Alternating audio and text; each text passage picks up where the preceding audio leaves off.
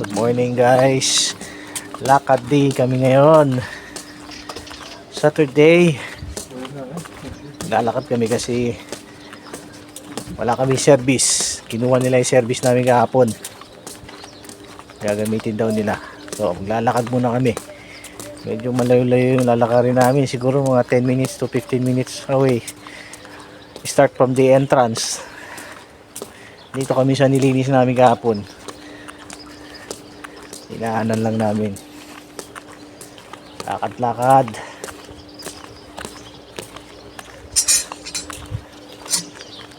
Layo-layo pa to, boss.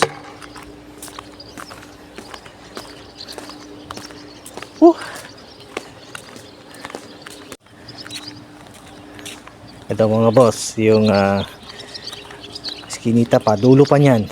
Pupuntahan natin. Kasi nandun na kami sa pinakadulong area ng resort na to. Mahaba-habang lakaran. Ang ganda ng liwanag, ganda ng umaga, ganda ng mga bulaklak. Meron tayong ganito sa Pilipinas, di ba? Yan. Meron din pala niyan dito. Hindi ko alam kung dito nagmula yan, sa Europe ba o sa Pinas. O siguro talagang ano siya, all over the world.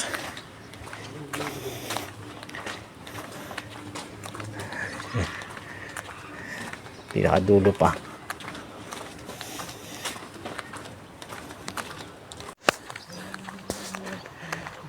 Ayun na po yung aming location.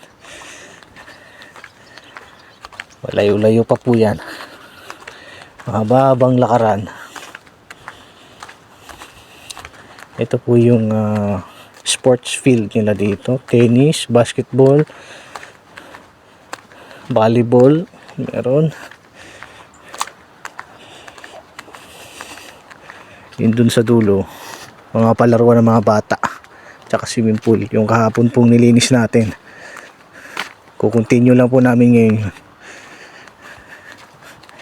Tapos niya. Liko tayo dito. Yan. Tapos liko dyan. Diretso na dun sa pupunta natin. Ayan, dito na tayo. Shortcut tayo dito sa kabila. Yan, dito. Shortcut tayo dito. Diretso sa taas. Ito na po yung location namin. Kids playground. Yung area na yan.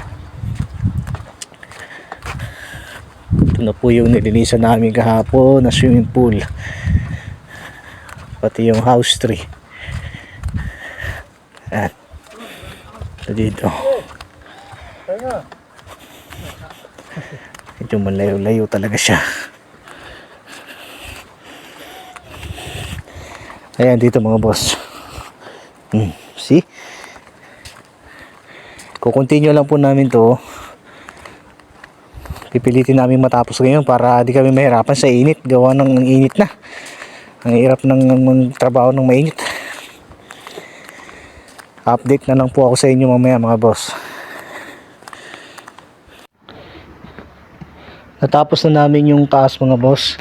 So nilipat na namin yung mga gamit namin dito. Kasi ito naman po yung lilinisin namin. Ito po yung ipapalis namin, itong sementado na to. Ito hindi po, i-sprayhan lang po yan kasi hindi naman po ano ito, tiles. Paikot din po yan dito. Yan hanggang dito.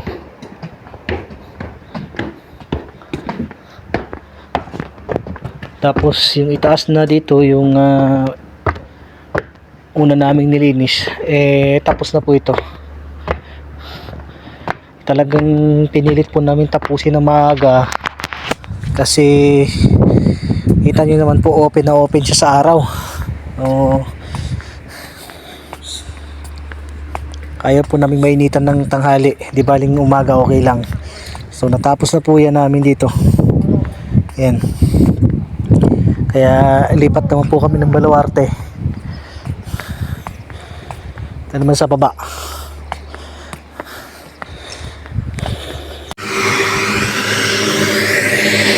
Ayan, pinapalis na po ni Boss Ronnie yung mga gilid-gilid ng pool.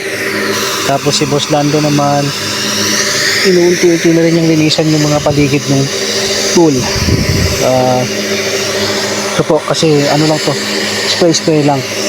Yung mga gilid-gilid lang yung pinapano sa amin. Isang paikot lang po yan. Tapos pag natapos kami dito, hindi pa namin alam kung saan kami lilipat. Hindi ko alam kung dito or baka sa balik kwarto na naman.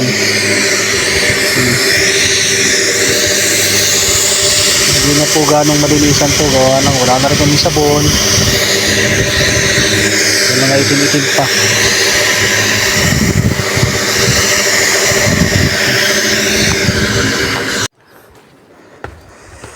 Mga boss, at may konti kaming problema dito.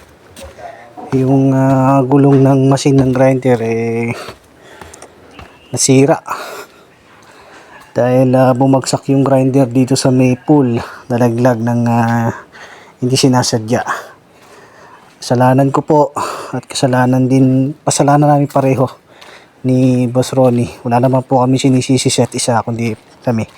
Dahil nilipat ko po itong extension wire, tinanggal ko po itong kanyang socket. Tapos nakalimutan po ni Boss Ronnie na i-turn off yung button. So ito po yung nangyari. Nasira po nabasag po yung kanyang tire, plastic tire. Tapos yung gulong so nag-iisa na lang po yung gulong nito. Pero maandar pa naman po siya. Okay pa naman po. Problema lang nito yung hirap nang ilipat-lipat kung kailangan namin maglipat. Kasi isa na lang gulong.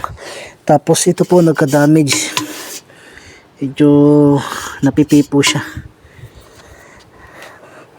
Pero okay pa naman po sa awa ng Diyos. Mahal-mahal pa naman po nito.